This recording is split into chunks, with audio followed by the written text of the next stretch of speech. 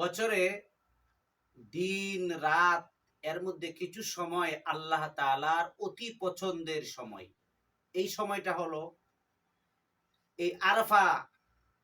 রাসূল করিম সাল্লাল্লাহু আলাইহি ওয়াসাল্লাম ইরশাদ করেছেন, যে ব্যক্তি আরাফার একটি রোজা রাখবে, আল্লাহ তাআলা তার পিছনের এক বছরের গুনাহ, অগ্রিম এক বছরের গুনাহ, অর্থাৎ সামনের এক বছরের, পিছনের এক বছরের গুনাহ, মোট 2 বছরের গুনাহগাতা আল্লাহ তাআলা মিটাইয়ে দিবেন, মাফ করে দিবেন।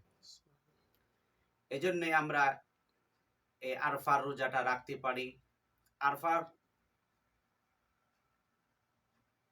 বিভিন্ন দোয়া আছে, বেশি বেশি ইস্তিগফার, কোরআনে কারিমের তেলাওয়াত, আল্লাহ তাআলার কাছে মাপ চাইতে থাকা, লম্বা লম্বা সিজদা দিয়ে, লম্বা লম্বা কেরাত দিয়ে, তেলাওয়াতের মাধ্যমে আল্লাহ তাআলার কাছ থেকে চায় নেওয়া। আল্লাহ তাআলার কাছ থেকে কি করা ভাই? চায় নেওয়া। এই জন্যই আরফা একটি রোজা আমরা রাখার চেষ্টা করি।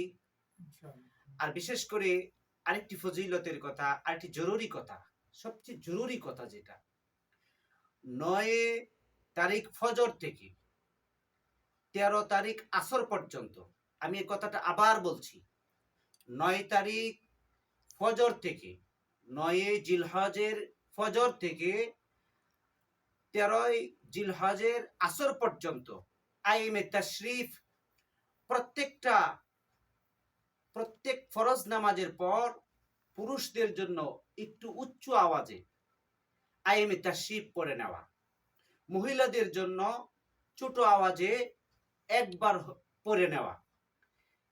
এখানে আরেকটি কথা, জরুরি কথা হলো, যদি কোনো ব্যক্তি যদি মনে করেন এই 23 ওয়াক্ত নামাজ, কয় ওয়াক্ত নামাজ?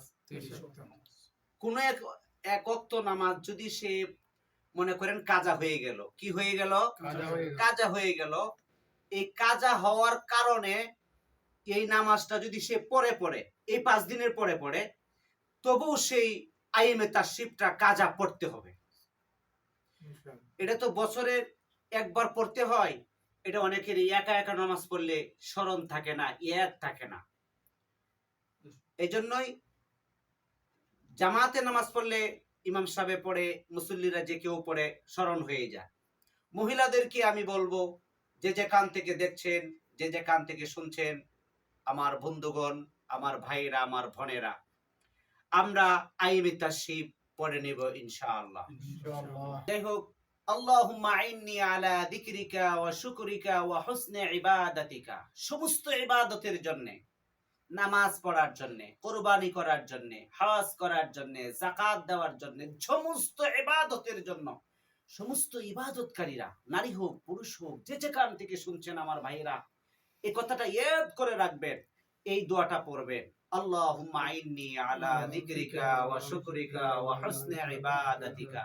এই দোয়াটা যদি পড়েন, তাহলে আল্লাহ তাআলার নিয়ামতের শুকরিয়া আদায় করতে পারলেন। আপনি যে ইবাদত করতে পারলেন, আমি শুকরিয়া আদায় করলাম, নিয়ামতের শুকরিয়া আদায় করলাম।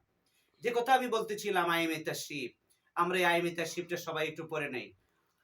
আল্লাহু আকবার, আল্লাহু আকবার, লা ইলাহা ইল্লাল্লাহ, আল্লাহু আকবার, ওয়ালিল্লাহিল হামদ। এইটুকু আমরা প্রত্যেক ফরজ নামাজের পরে উঁচু আওয়াজে, পুরুষেরা উঁচু আওয়াজে একবার পড়ে নেব, মহিলারা অন্তত একবার পড়ে নেব, নিচু আওয়াজে, ছোট আওয়াজে পড়ে নেব। আল্লাহ তাআলা আমাদের সবাইকে এই কোরবানিকে যেন কবুল করেন, আমিন। বর্তমানে যারা দেশ বিদেশ থেকে হজে আসছেন, তাদের হজকে কবুল করেন, আমিন। যারা পূর্বে হজ করেছে, তাদের হজকেও আল্লাহ তাআলা কবুল করেন, আমিন। যারা হজে আসতে পারে নাই, তাদের হজকেও আল্লাহ তাআলা কবুল করেন, আমিন। তারা যেন হজে আসতে পারে, সেই জন্য আল্লাহ কবুল করেন, আমিন, মঞ্জুর করেন, আমিন। আমাদের সবাইকে যেন ঈমানের উপর, আমলের উপর অটল থাকতে পারে, সেই তৌফিক দান করেন, আমিন। আমাদের সন্তানদেরকে এলেমওয়ালা সন্তান হিসাবে কবুল করেন, আমিন। এলেমওয়ালা সন্তান আমাদেরকে দান করেন, আমিন। এটা দোয়া কবুলের সময় সুবহানাকা আশহাদু আল্লা ইলাহা ইল্লা আনতা আস্তাগফিরুকা ওয়া আতুবু ইলাইক।